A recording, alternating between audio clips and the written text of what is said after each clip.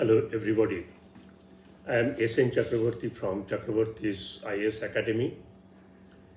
I have already uploaded my projection of possible questions or important topics on paper 1 and comparative politics, that is section A, paper 2. Here I am discussing about India's foreign policy, which is section B of paper 2 of political science optional for 2023 mains. In this connection, I like to tell you that every year almost 60% or above that of my projections come to be correct, and therefore you may follow what I am saying, but that definitely will be supplemented by your own calculation and own assessment. You know that paper 2 section B, that is India's foreign policy, it has 8 chapters. Syllabus is not very vast, but within that syllabus the areas of questions can be very large. The canvas is very large, and broadly the contemporary issues, contemporary developments that are covered in this section. In last couple of years, you all know that 3 issues are becoming a major discussion point in various world forums. One is COVID pandemic 19 and post-COVID revival of economy across the world. Second is Russia-Ukraine conflict and various negative impacts of that conflict across the world. And third is food crisis, which at one point it is going towards poverty and hunger, but in other areas there are also supply chain issues. And we are another 7 years to achieve sustainable development goal, and that is also a concern to what extent after COVID-19, after Ukraine-Russia conflict, and present status of food crisis will enable world to achieve some of the goals of sustainable development. Fortunately, in this context, I should tell you that we have got a very dynamic foreign minister who has been contributing enormously in pushing India's foreign policy and making it not only relevant but a very significant role in shaping today's and future international relations. His speeches, comments are available in plenty in digital platforms, and they are easily accessible as well as available. And if anyone goes through those speeches, I can assure you will get a fairly good idea in which direction India's foreign policy has been moving today. Now, that speeches and comments will not definitely help us to get huge number or expected score in UPSC mains exam. So we'll have to look into the syllabus and we'll have to prepare ourselves according to the demands and expectations of the syllabus and UPSC's question patterns. Let me first go to the first chapter, which is India's foreign policy, its determinants, and institutions of foreign policy and continuity of change in foreign policy approach of India. Last time the question came on determinants, and that way continuity and change is very important. It has been changing very fast, and several times we listen from India's leadership that India is trying to be an important actor as global power. So therefore, whole foreign policy's focus is shifting to achieve this objective. So that can be an issue. Then another thing I will tell you that whole foreign policy is defined by the art of diplomacy. Diplomacy, there are number of types of diplomacy, like parliamentary diplomacy, military diplomacy, political diplomacy. So therefore, you should have some idea about what does diplomacy mean and what different types of diplomacies are there. Last time there was a question came on public diplomacy. So public diplomacy is not definitely same to political diplomacy and military diplomacy. So you should have clear, perfect, and more specific understanding about what does these different kind of diplomacies they mean. The next topic is India's contribution to non-alignment movement. I can tell you first that non-alignment movement is not definitely captivated only in NAM. It is there, in NAM, it is there outside NAM. So non-alignment is a concept, and NAM is one chapter, and beyond NAM, non-alignment is another chapter. So when you are reading, you must look at both the sides. And what India has been telling now, that India has been going for multi-alignment. So multi-alignment itself is a non-alignment, and India is saying that it is need-based. So if India needs a particular alignment, India goes into that. It can be bilateral, it can be regional, or it can be international. So accordingly, various forums which India is looking at to participate. At the same time, India has also been promoting and strengthening some of these regional and international platforms. So that way, India has been experimenting on non-alignment in a different way.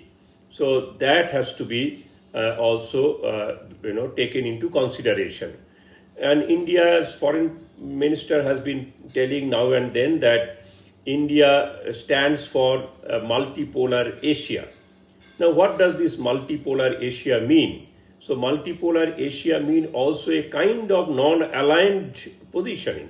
For example, we require energy security, and for energy security we may require different kind of alignment, because we will have to ensure that we are not in energy crisis. So this has to be looked into. Therefore, I can tell that the non-alignment as a subject has not really lost its significance. Maybe the question is not on NAM, or maybe on NAM, but it can be linked to it other things. There can be a lot of blended and mixed questions. So therefore, more than 2-3 topics can be blended into one question, and accordingly it can be framed. In that case, you'll have to write the answer in a different ways. Next chapter or topic is very important, that is India and South Asia. First one is the regional organization like SAARC, and there are several complications linked to Pakistan and Afghanistan, which will not enable SAARC to function very effectively in near future, and nobody is sure whether it has already reached to a permanent uncertainties or not. But South Asia, within South Asia, India has different other kind of forums. BIMSTEC is one, but BIMSTEC is not the only one. And also India maintains bilateral relationships with most of the South Asian countries. So therefore, you must not think that if there is no SAARC, then there is nothing. Second, a subtopic in this area, that South Asia as a free trade zone. Now, for that, SAFTA was created earlier, but SAFTA has not been performing very well because its problem is linked to the problem of SAARC. But India definitely is trying to extend its liberalization policies and various free trade agreements with various South Asian countries. So that way, though SAFTA has not been working well, that doesn't mean that South Asia is absolutely devoid of free trade. It has free trade of its own characteristic and features that you try to understand and capture. Next is the Look East policy. Now, Look East policy was framed in 1991 by Prime Minister Narasimha Rao. Today it has become Act East policy. Sometimes there is a misconception that Act East policy is merely a renaming of Look East. It is not correct. Act East has different, strategic objective. It has different mission. It has different kind of, programming for India's foreign policy. And you'll have to understand that. Recently, the Prime Minister of India visited Papua New Guinea. Okay, so and also the other leadership has been going to different other countries or different countries within Pacific area. So Act East means it is expanding east further, and also wherever it has been already working, India has been trying to intensify those relationships, and some of the relationship is getting matured to be long-term partnership. Okay, all these dynamics of Act East needs to be captured well so that you can write a very strong and effective answer. Then there are certain barriers for all South Asia's various collaboration and partnership. There are cross-border migration, ethnic conflicts, and then definitely border disputes are there, and each one of them needs to be understood clearly. Some of these border disputes have been already resolved, but some of these things are still existing. India's relationship with China is getting blocked mainly due to border disputes. And within South Asia, earlier India's relationship with Sri Lanka was not so good, but after India's huge support and collaboration to overcome crisis, Sri Lanka has become very close collaborator and partner of India again. That is also to be noted properly.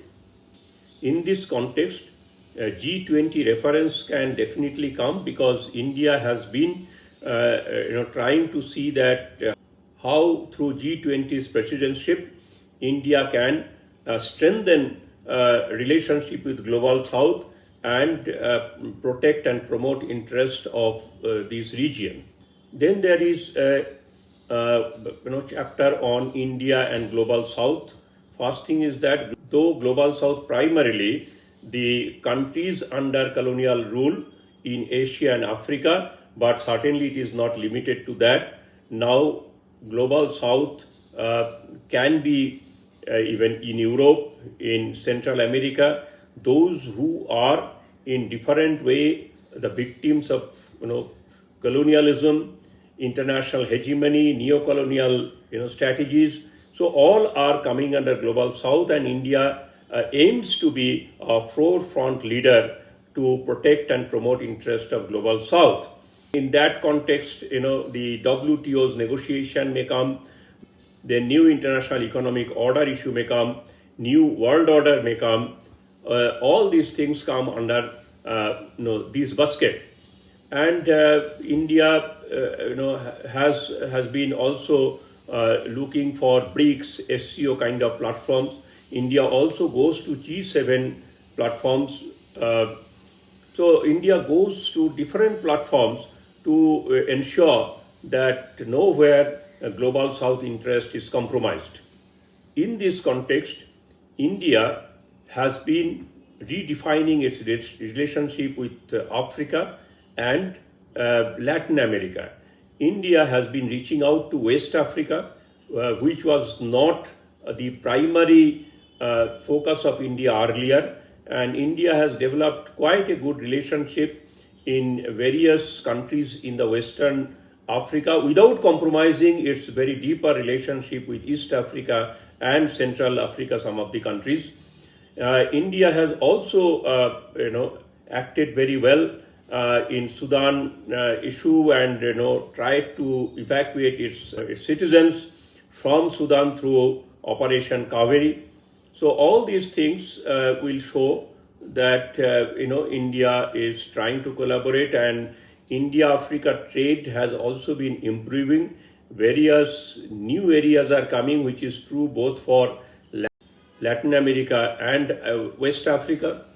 India desperately tries to make a footprint in these zones, and there has been new kind of agreements are coming where energy export, material export, and also India political diplomatic investment, financial investment, all these things are improving at a quite significant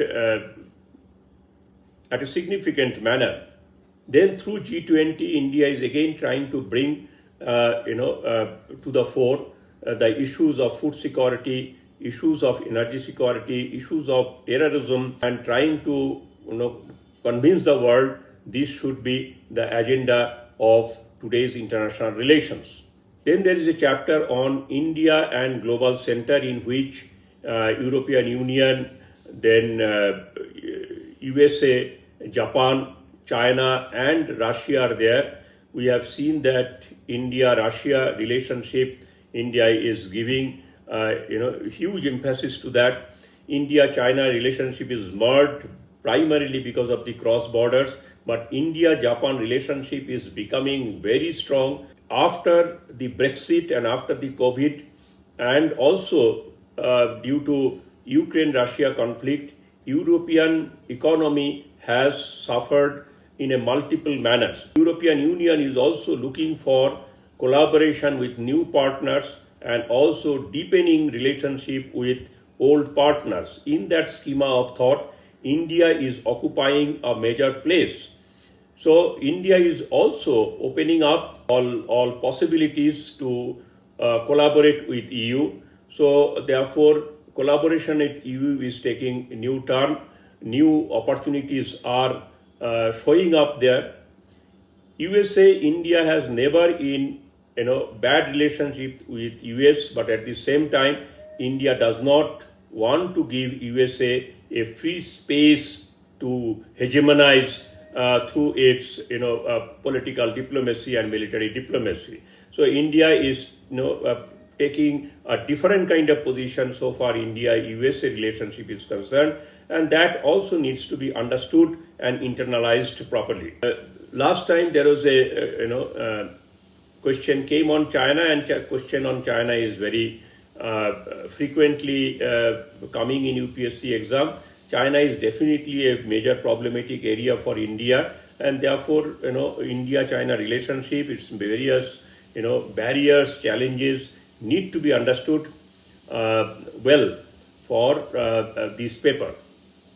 Then there is a chapter on India and UN relationship, and there are major two chapters are there. One is peacekeeping force, another is permanent seat in UNSC.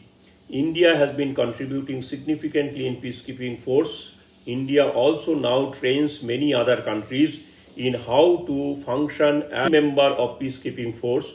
And on permanent seat, India has been always arguing that UNSC reform is necessary. Not only that, even UN reform is necessary, and that has again come back with new vigor after Ukraine-Russia conflict, and India has been further pushing this agenda in various forums, and also new support is coming in favor of India's argument. So far, nuclear question is concerned, in recent years, nothing new has happened, nothing significant has happened. So therefore, we can expect that it will, if any question comes, it will come from static area, but definitely it is a standing issue.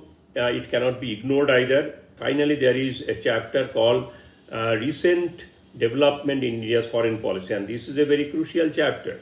India's leadership has said that India is trying to become a leading world power, and this world power is not in terms of military power, but in terms of economic power, in terms of a messenger of peace, in terms of partnership for development and well-being of the world.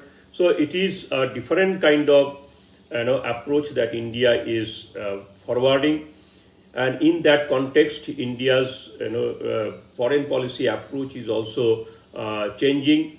But definitely, so far, Afghanistan crisis is concerned, it has given definitely a jolt to India's expansion to West Asia and Central Asia, because India does not have a common border with Central Asian countries, and India's program for West Asia has to be renegotiated. Fortunately, India has been doing very well here, and India's Act West policy has taken it to the other countries and developed very good relationship with UAE, with Muscat, with Saudi Arabia. So quite a good relationship India has been developing with various other countries, and also India's relief support during Turkey's and that neighboring areas earthquake has also drawn world attention. There are, of course, many barriers, not only political barriers, not only economic barriers, but also socio-cultural barriers to develop a very good relationship with West Asia.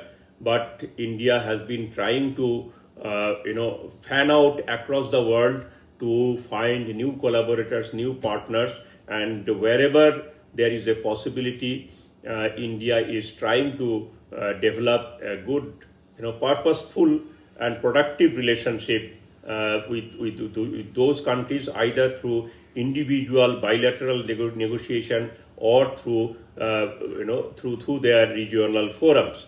And wherever there is any dilemma in choosing between USA and China as the collaborator, and alternative is becoming India, and that is one major milestone of India's foreign policies in recent years.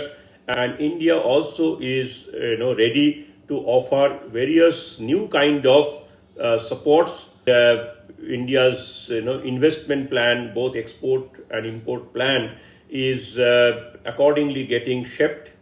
So that way, India's foreign policy has added various new feathers in last couple of years.